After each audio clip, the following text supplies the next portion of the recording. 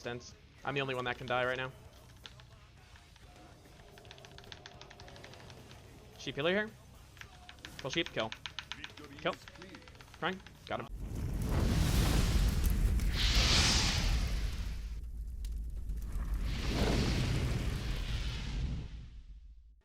Hey, what is going on, everybody? Pherix here, back with another video. In today's video, I'm going to be showing you guys the Fire Mage opinion on the solo shuffle tier list. So with further ado, let's go ahead and get started here. Alright, first up, going to be looking at Affliction Warlock. Now, with the buffs, we haven't seen a whole lot of Affliction. However, I think it's kind of rising up, and I think it's pretty self-sustainable. I think I would probably put it as solid A tier for solo shuffle. Very, very strong, but overall, not S tier. And it can do some pretty heavy damage. And if you're very strong at kiting and being able to live and work with your team, I think it could be pretty A tier. Arcane Mage, kind of the same scenario here. I think it has a bit of carry potential. However, you have to be very strong about using your mobility, your utility, and not dying. Very big important thing with Mage is line of sight and trying not to die. If you die too much, take too much damage, you're just going to end up losing. Arcane Mage, very good A tier. I'd probably put it at C or D tier if you're playing and you don't really know what you're doing with Arcane. Arms Warrior, with the buffs, it definitely does a lot of damage, but I do think it dies pretty quickly. I'd probably put it in B tier, if anything. It's alright. However, it definitely does not do the type of damage I would like to see for how squishy it is. Overall, decent choice, but you're going to end up dying a lot. Sin Rogue, same situation, has very high pressure, a lot of damage. Mortal Strike, especially in high dampening from solo shuffle, very, very, very strong. Shiv is a really good, powerful cooldown. Obviously, blind, probably win off your second blind guaranteed. Very good. The issue is it still dies. So, yeah. Boomy, obviously in D tier here. Very terrible, dies, does no damage. This one should be self-explanatory. When was the last time you knew a Boomkin? Never. Doesn't exist. BM Hunter, I just realized this tier doesn't have F. There's only D. Alright, it's fine. Whatever. I think BM Hunter's okay. I haven't seen very many of them. Obviously, as a Fire Mage, I'm trying not to be biased here. It does counter me very hard. Or any spec of Mage in general. If anything, I would probably put it at high C, low B tier. I think it's okay. Obviously, most tanks are just going to go in D tier. Maybe Prot Pally could be a little higher, but yeah, I'm not really going to take too much time to look at tanks here. Demo Lock, I still think, is going to be an S tier. It has a lot of carry potential, a lot of micro crowd control, even though Demonic Strength got nerfed very heavily. Demonic Tyrant does a little bit more damage, and as you guys know, solo shuffle is pretty reckless. You're kind of just doing crazy amounts of damage. So, you know, Demonic Tyrant can kind of blast for free. Overall, very, very strong tanky spec. Pretty good. Destro Lock, I'm going to go ahead and put in B tier here. I think it's very solid. However, I think it could use a little bit, either more damage or more tankiness. It definitely kind of dies. Oh, it needs a little bit of help, but it's very solid. It's a solid choice. I feel like anything in the A and B categories are very solid choices. Anything lower, you're probably not going to want to pay attention to. Anything higher, obviously, you know, you could reroll. Dev Evoker, it's a little interesting for sure. I feel like it does have a lot of carry potential in solo shuffle. And I think it's new enough to the point where people are still learning how to play against it and how to counter it. So as of now, I'm going to put it at A tier. I think it's quite strong, has a large burst capability, and it can live for a decent amount of time. So overall, I think it's pretty good. It has a lot of utility, a lot of mobility. Very, very solid. Looking at our first healer here, Discipline Priest, we're going to go ahead and put this at C tier. This Priest obviously is very terrible after the first minute. You're running you're running out of cooldowns, you're not able to heal through the high dampening. In general, it's just not a good choice. I don't think you're going to want to play Discipline Priest if you're looking to have a good time. Especially after the nerfs. Or sorry, buffs to Holy. Holy's probably just a better option in general. It's really hard, unless you're doing really high damage and working with your team to win very quickly. Elemental Shaman, I'm probably going to go ahead and put an S tier here. Overall, I think Elisham is probably S tier with a good team. The one thing I will say is Elemental Sham does die like very, very quickly. That being said, the damage is nuclear. You can absolutely kill people, especially if you randomly proc. Dampening affects Ellie's pretty heavily. The damage they put out is pretty sticky. So it's very hard to heal 3 people at high dampening. I'm going to go ahead and put it at A tier just due to the fact that it does some very high damage, but it can die. Your 1 minute wall or 1.5 minute wall, probably not going to save you in high dampening. Enhanced Sham, I haven't seen very many of these. Gonna go ahead and put it at C tier. It's not anything to write home about. Very mediocre. Nothing great. I would not recommend playing this. Yeah, very mediocre. Feral Druid is gonna go in S tier, obviously. Overall, very, very high sustained damage. It has a lot of living capability as well. So based off of that, you're gonna be able to do a lot, stay aggressive, and kind of rot the enemy team. Overall, very, very strong spec. I highly recommend if you're playing a Druid, Feral is the way to go, especially for damage. Fire Mage, this one's an obvious bias, but based off of everything else, Fire is the lowest represented spec in the game. It is the lowest damage dealing during your burst spec of the game. It does absolutely nothing. The one bright side is you have things like Alter Time, Ice Block, Cauterize. So you are eligible to live for a decent amount of time if your healer is doing correct things with you. I think it's very solid. If you have like a Resto Druid or an Evoker, but if you're playing Shaman, Holy Pally, Priest, you're going to fall over as a Fire Mage. You're not even going to make it to your second Combust, which is typically your win condition, and it doesn't even do that much damage. So I'd put it in D tier. Pretty bad, honestly. Frost Mage, I'm going to go ahead and put it B. I think Frost Mage is not bad in solo shuffle. Reason being, A, it has a lot of mobility, double blink, or you can play blink stun, ice flows, whatever. And it's very hard for melee to stick on you if you get a really big map, like Maldraxxus, Tolvaron, whatever. You can kind of pump out instant cast damage very often if you're playing the Icelands build. Glacial Spike can hit for anywhere from 100 to 200k if you're able to get one off. Very powerful. It just kind of depends on the lobbies you're in, I feel like. If you get good lobbies as Frost, you can do very well. If you do, you know, a very tiny map like Ruins where there's nowhere to kite and you're being ran by a DHDK, it's probably not going to be the greatest. Also, very dependent on your healer. If you're getting a Disc Priest, Holy Pally, Arsham, you're probably going to have a bad time. Frost DK, probably going to go in C tier as well here.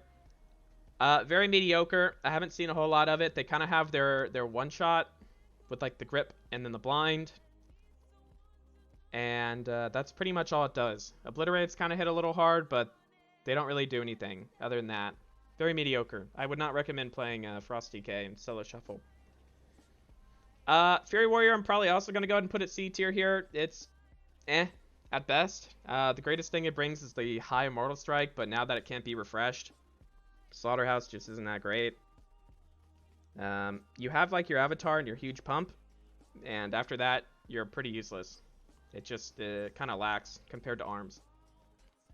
Guardian Druid, we're not looking at tanks really. Pretty much every tank is just F tier. Solo shuffle. Demon Hunter, I'm going to go ahead and put an S tier as well. Obviously, this is post-nerf.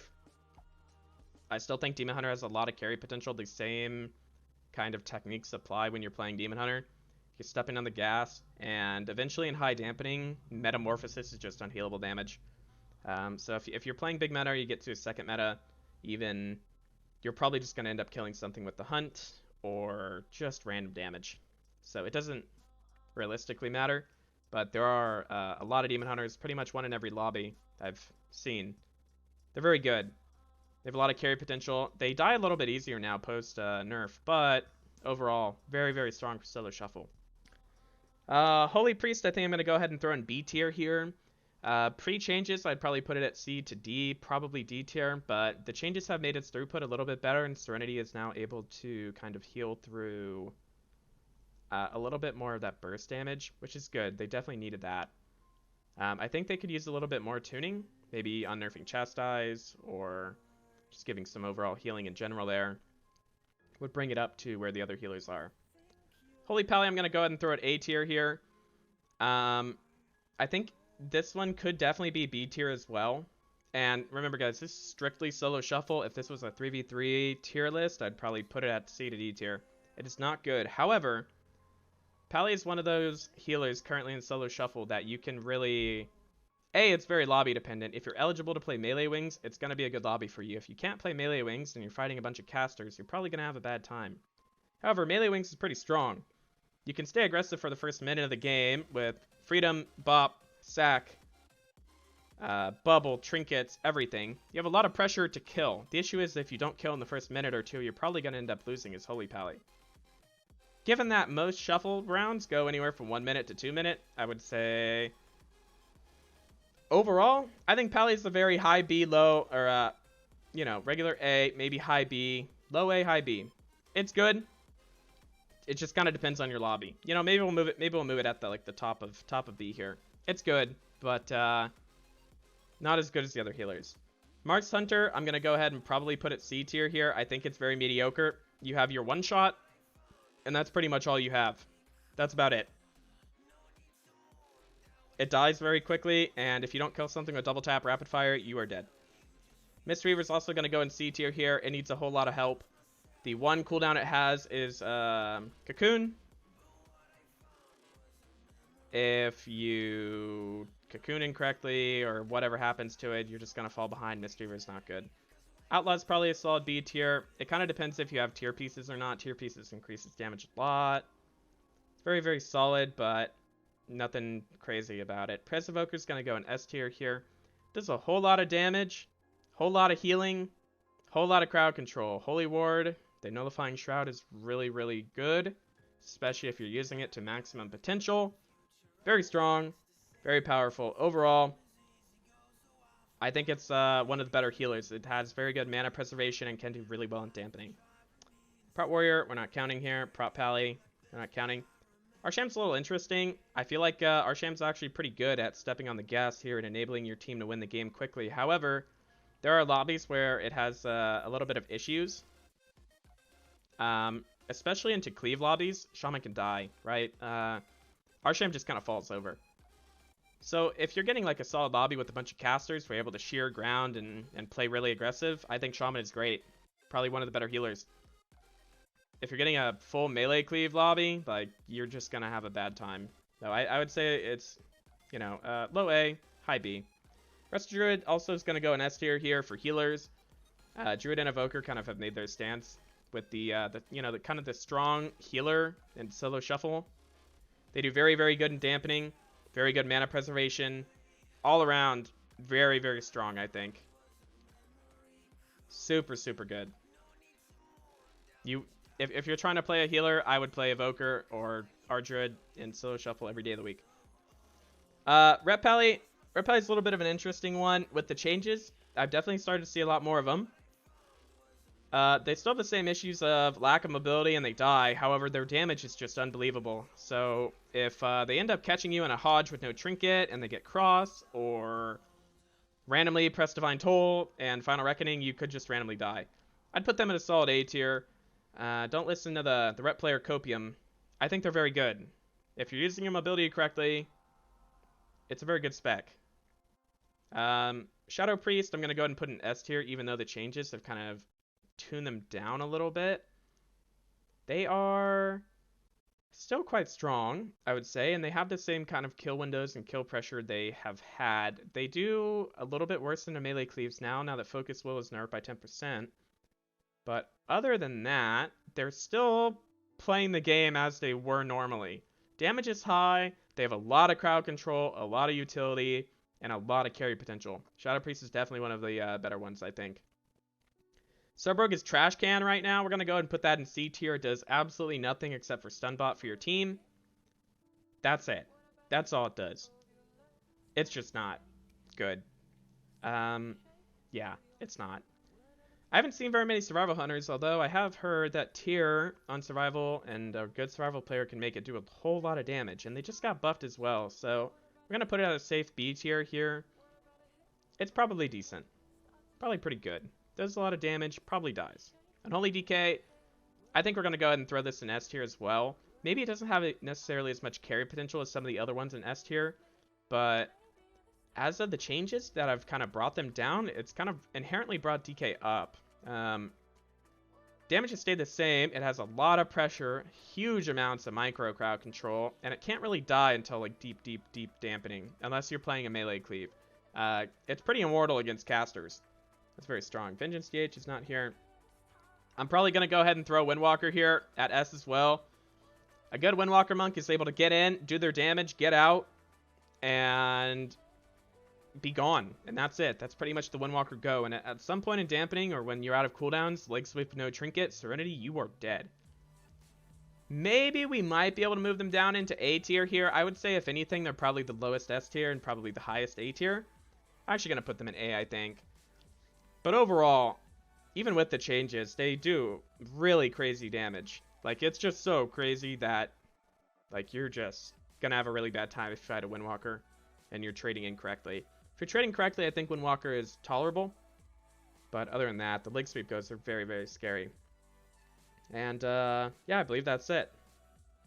Okay, guys, that's going to do it for this video. Thank you guys for watching. Make sure to like, subscribe, and if you have any comments about this tier guide, go ahead and put them down below. I really appreciate it. Hopefully I will be uploading some more videos here in the future.